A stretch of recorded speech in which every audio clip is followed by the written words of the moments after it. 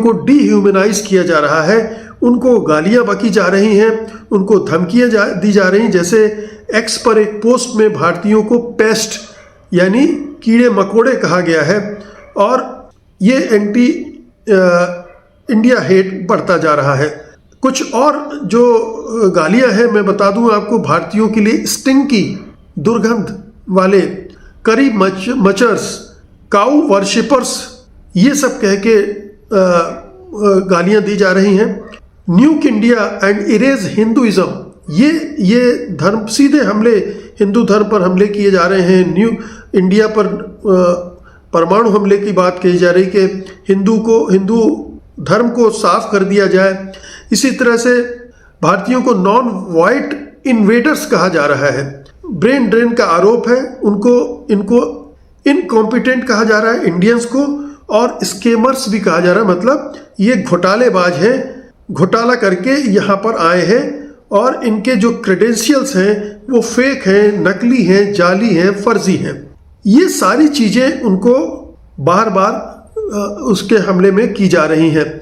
ये एक बड़ी खतरनाक स्थिति बनती जा रही है 2026 के शुरुआत के पहले, और ये जो स्थितियां निर्मित हो रही हैं आप समझ सकते हैं कि अमेरिका में रहने वाले भारतीयों के लिए कितनी विकट परिस्थितियां अगले साल बन सकती हैं, क्योंकि ये जो मागा है। अस्सलामुअलैकुम दोस्तों, भारतीयों ने ख्वाब में भी नहीं सोचा था जो वो जाल दूसरों के लिए बुन रहे हैं वो उन्हीं पर भारी पड़ जाएगा। और दोस्तों अब अमेरिका में ऐसी बातें हो रही हैं कि आप भारत को न्यूक कर दें, हिंदुइज्म का खात्मा कर दें, ये बदबूदार हैं, पजीत हैं। दोस्तों इतनी गंदी गंदी अल्फाज अमेरिकन इनके लिए अभी कह रहे हैं, और ये कोई एक बंदा या दो बंदे नहीं कह रहे, पूरी दोस्तों सोशल मीडिया भरे पड़े हैं। भारतीयों को निकालने की बात हो रही है। वो दोस्तों ये भी कह रहे हैं कि ये हमारी जॉब्स खा जाते हैं, क्योंकि आपको पता है बड़ी कंपनियों के CEO तक भारतीय बन चुके हैं, इसलिए दोस्तों उन लोगों में गुस्सा पाया जाता है। लेकिन ये भारतीय जहां भी जाते हैं बाहर के मुमालिक में, या फिर इन्हें पाकिस्तान याद आता है या मुसलमान, और दोस्तों ये उनके खिलाफ गंदी हरकतें करते हैं। पहले तो ईसाइयों ने इन्हें वेलकम कहा, लेकिन उन्होंने देखा कि ये तो हमें ही गंदा कर रहे हैं, ये हमें गाय का मूत पिला रहे हैं, गोबर खिला रहे हैं, हमें जलील और ख्वार कर रहे हैं, तो वो दोस्तों अभी इन्हीं के खिलाफ हो गए हैं। पहले तो ऐसा था क्रिश्चियन लड़कियां इनसे शादियां करके भारत में बसने वाली थी, और दोस्तों कोई बस भी गई थी, लेकिन इनकी हरकतें देखकर वो दोस्तों उल्टे पांव भागकर शादी वादी वहीं पर छोड़कर आई हैं। दोस्तों आगे भी आपको सुनाता हूँ कि भारतीयों के साथ क्या क्या हो रहा है,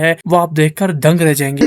उग्र दक्षिणपंथी लोग हैं, ये लगातार बहुत उग्र होते जा रहे हैं, और ट्रंप ने जिस तरह से भारतीयों का नाम तो नहीं लिया उन्होंने, लेकिन इमिग्रेंट्स करके उसमें सबको लपेट लिया है, और ट्रंप ने इस घृणा को, इस नफरत को बढ़ाने में एक बड़ी भूमिका निभाई है। कुछ और जो गालियां इस्तेमाल हो रही हैं वो भी आप सुन लीजिए।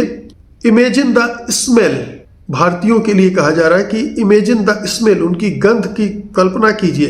पजीट एक बहुत बुरी गाली के तौर पर चल गई, मैं इसके बारे में अभी आपको बताऊंगा। स्ट्रीट शिटर्स मतलब सड़कों पर शौच करने वाले, काऊ यूरिन गौमूत्र पीने वाले, ये सारे जो गालियां हैं ये उनके लिए इस्तेमाल हो रही हैं। और ऐसे बहुत सारे एक्टिविस्ट हैं, जर्नलिस्ट हैं, जो यूट्यूबर्स के रूप में भी और सोशल मीडिया पर भी जहर उगल रहे हैं और निशाना बना रहे हैं भारतीयों को। ये एक कंसर्टेड कैंपेन है, कोई अलग थलग कोई छोटे मोटे कुछ लोग नहीं कर रहे हैं, बल्कि बाकायदा एकजुट होकर, संगठित होकर एक अभियान चलाया जा रहा है। और ट्रंप के सपोर्टर्स ने H1B वीज़ा को खत्म करने की मांग की है। उनका कहना है कि भारतीय पैरासाइट्स हैं, परजीवी हैं। अब ये आप समझ सकते हैं कि किस तरह से टारगेट किया जा रहा है भारतीयों को, और ख़ास तौर पर हिंदुओं को। हिंदू एक तरह से US कांग्रेसमैन ने कहा भी कि हिंदू फोबिया का मुद्दा उन्होंने उठाया, जहां हिंदू धर्म को निशाना बनाया जा रहा है। लेकिन ये जो आवाज़ें हैं ये बहुत रेयर हैं, इनकी सुनवाई बहुत नहीं है, क्योंकि मागा का शोर बहुत ज़बरदस्त है। उसे ट्रंप का पैट्रोनेज मिल रहा है, ट्रंप का संरक्षण मिल रहा है, ट्रंप से बढ़ावा मिल रहा है, इसलिए ये लगातार बढ़ता जा रहा है। और ये भयानक रूप से एक ऐसी स्थिति में पहुंच गया है जहां इसको रोकने की संभावना घटती जा रही है। मैंने अभी जिक्र किया था कि भारतीयों के लिए वहाँ पजीत शब्द का इस्तेमाल हो रहा है। ये इस्तेमाल भारतीयों के लिए हो रहा है और ख़ासकर उनमें भी हिंदू और सिख मूल के लोगों के लिए हो रहा है। इंटरनेट पर ख़ासतौर पर जो धुर दक्षिणपंथी और वाइट सुपरमिस्ट ग्रुप्स हैं, इनमें ये पजीट शब्द बहुत लोकप्रिय हो गया है और ये शब्द भारतीयों को नीचा दिखाने, उन्हें गंदा, असभ्य, सड़क पर शौच करने वाला बताने के लिए इस्तेमाल होता है। तो पजीट कह दिया तो मतलब भारतीयों और हिंदुओं, खासतौर पर हिंदू और सिखों के लिए ये सारी चीज़ें इस्तेमाल हो रही हैं। 2015 में ये शब्द उभरा था और एक शुरू हुआ था, मीम शुरू हुआ था, पजीट माई सन। ये जो महमूद माई सन एक तुर्की लोगों ने ट्रोल करने वाला मीम बनाया था, उसी के तर्ज पर शुरू हुआ था और इस अब पजीट के ज़रिए हिंदुओं को निशाना बनाया। जो पजीट है वो शब्द कहाँ से आया, ज़रा ये समझ लीजिए। आप सुनते ही कि सिखों में पाजी शब्द का इस्तेमाल होता है, पंजाब में पाजी शब्द का इस्तेमाल होता है, ये भाई जी के लिए कहा जाता है और वहाँ से इन्होंने पज लिया है और फिर इसमें उन्होंने इसको बिगाड़ कर पजीट कर दिया है और ये इस तरह से इसकी उत्पत्ति हुई है। अब ये पूरा जो संदर्भ है इसका समझ लीजिए कि सामान्य रूप से ये साउथ एशियंस पर लागू होता है। इससे जुड़े इस स्टीरियोटाइप्स हैं, जैसे स्ट्रीट शिटर, सड़क पर शौच करने वाला, गंदा करने वाला। हाल में ये और फैला है और अमेरिका, कनाडा, यूके तक में इसका इस्तेमाल होने लगा है। एंटी इंडियन हेट स्पीच का प्रमुख हिस्सा बन चुका है और ये नस्लवाद पर आधारित है, भारतीय संस्कृति और लोगों को डीह्यूमनाइज करता है। प्लेटफॉर्म पर ये आम है, कई जगह इसे हेट स्पीच माना जाता है। अंग्रेजी में एन वर्ड्स ब्लैक लोगों के लिए जो कहा जाता है, ये एक तरह का एथनिक स्लर है, एक गाली है। कहने का मतलब ये है कि अमेरिका में भारत और हिंदुओं के खिलाफ इतनी नफरत बजाने लगी है कि वो कभी भी बड़ी हिंसा में तब्दील हो सकती है। चूंकि वहाँ आर्म्स कंट्रोल है नहीं, कोई भी हथियार खरीद सकता है, कोई भी हथियार रख सकता है और इसीलिए वहाँ आए दिन इस तरह की घटनाएं होती रहती हैं। मास शूटिंग आमतौर पर होती रहती हैं और इसी तरह के जो पागल हैं दक्षिणपंथी, अति दक्षिणपंथी, वो कभी भी इस तरह की किसी गोलाबारी को अंजाम दे सकते हैं।